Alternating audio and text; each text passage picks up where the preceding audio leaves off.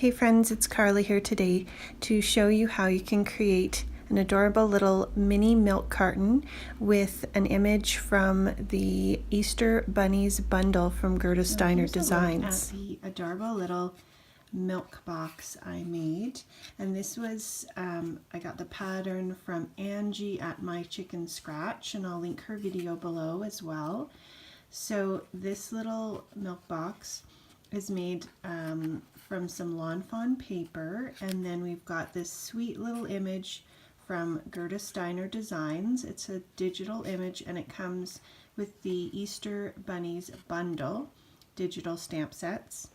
And I'm going to color up another one of these and just show you how you can make this to put some little treats. To start off making the box, we've got a piece of pattern paper and it's cut to 4 3/8 by 3 1/4.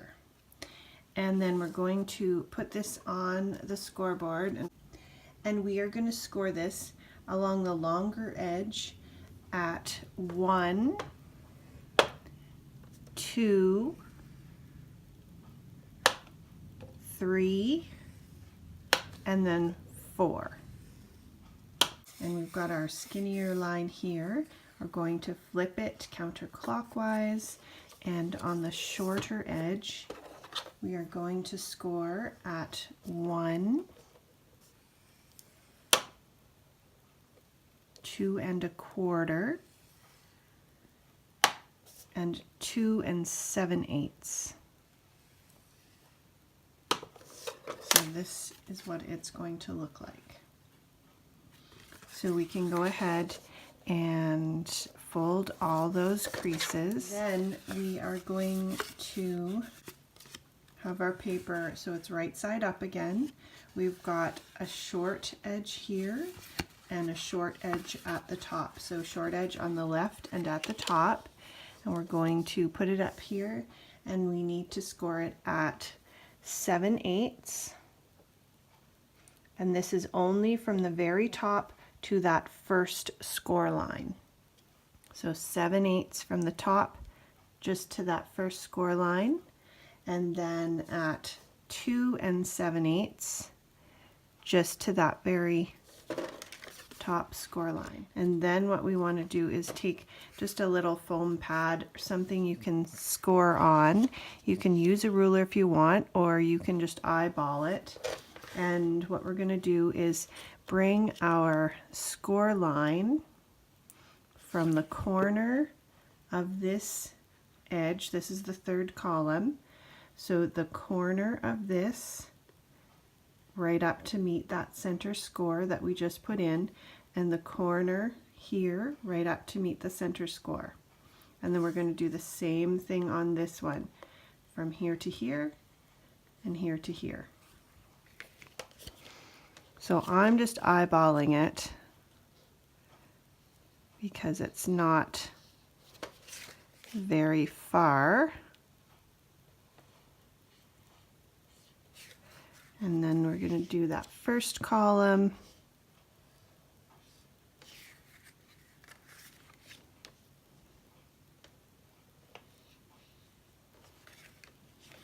So here, I'll turn it over. You can see how it's been scored.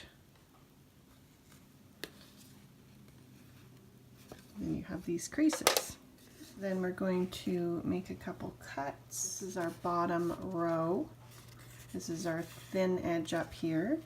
So we're going to cut just to the first horizontal score line.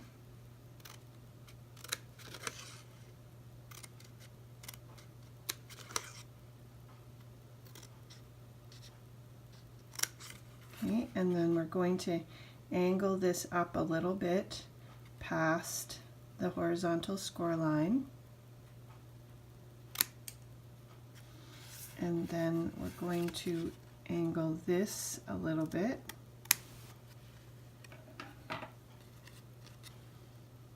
Okay, so this is how our box is going to go together, like this. So your adhesive is going to go here. This will be the back of your box, and this will be the front. So what you want to do is keep that front piece full, but these side flaps and back flap, we're just going to angle a little bit.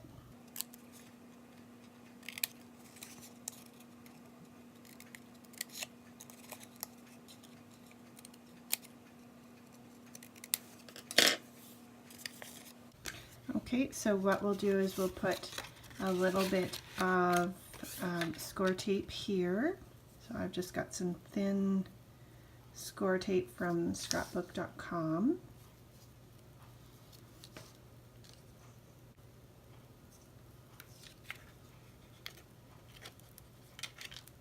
And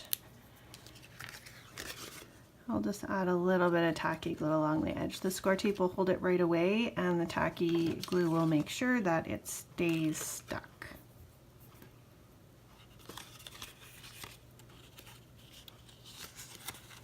So we should be able to bend this and lay it down flat, and with our measurements it will flatten out, and then it will pop up. Now this being the back, this is going to be our front, so we're going to keep this out of the way, and we're just going to fold these in.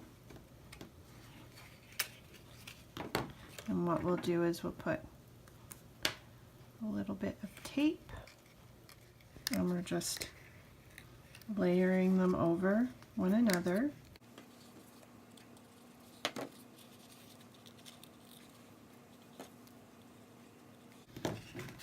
And there's our front flap. You can press it down inside.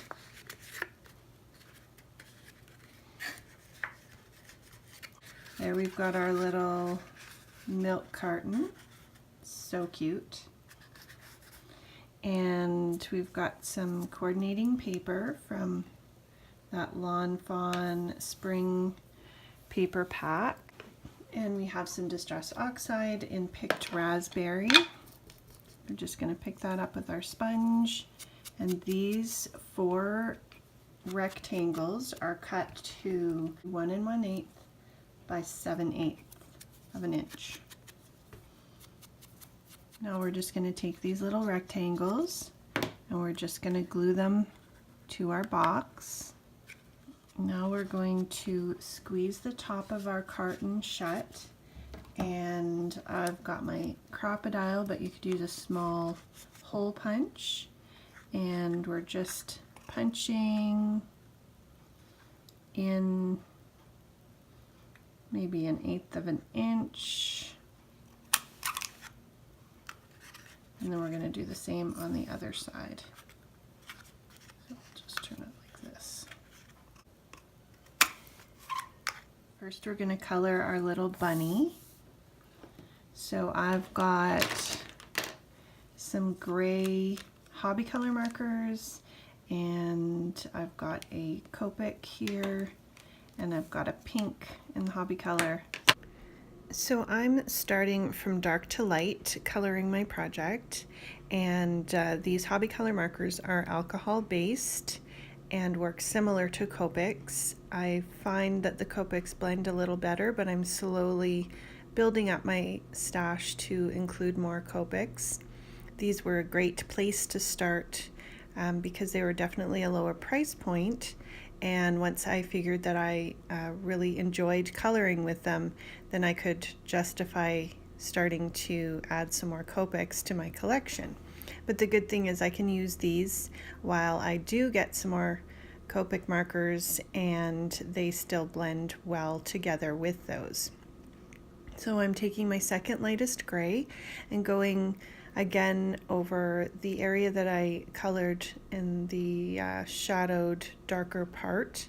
And I don't worry too much about a light source. I just add in some shading so that your eye sees a little bit of shading and some highlights.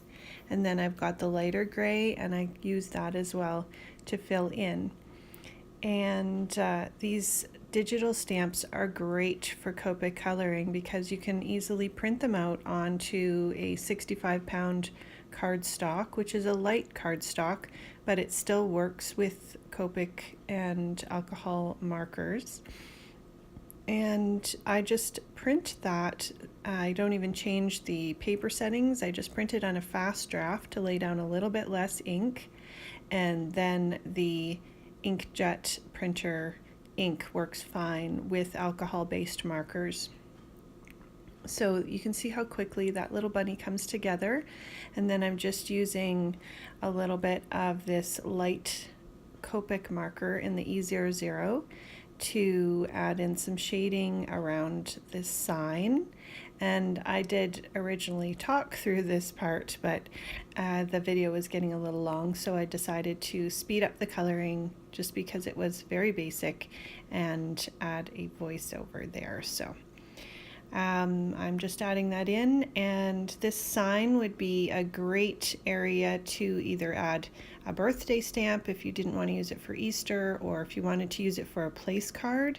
You could easily add someone's name to this part. You can make the digital stamp larger or smaller as you desire so that you can coordinate it with whatever project you're doing. So this was perfect to add a little Happy Easter stamp, and I'm just adding some white gel pen highlights. So what I'm going to do is use the Picked Raspberry, but in the archival ink. So this is the Distress Oxide, this is water-based, and this one is a permanent waterproof ink. So we're just going to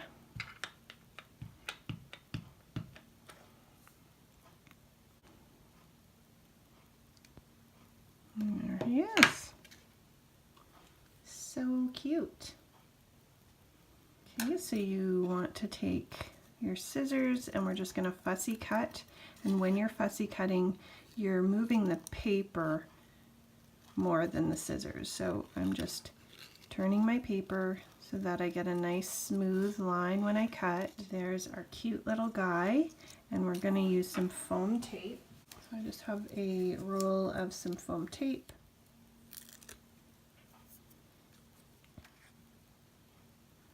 We're just putting his little feet at the bottom.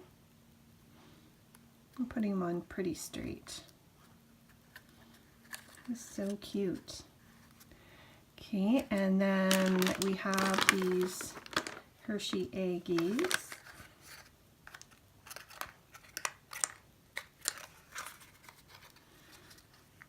And then I've cut a piece of pink twine here. So we put blue on this one. And we're going to just put this through the holes.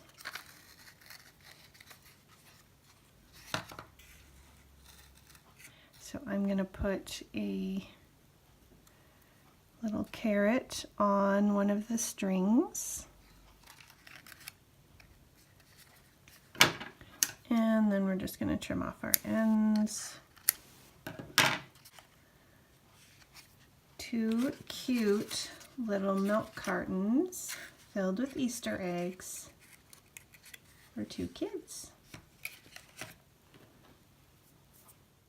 Hope these cute little projects have inspired you to use the Easter Bunnies digital stamp bundle from the Gerda Steiner Designs shop, and I'll link everything below. Thanks so much for stopping by. I'd love for you to like and subscribe.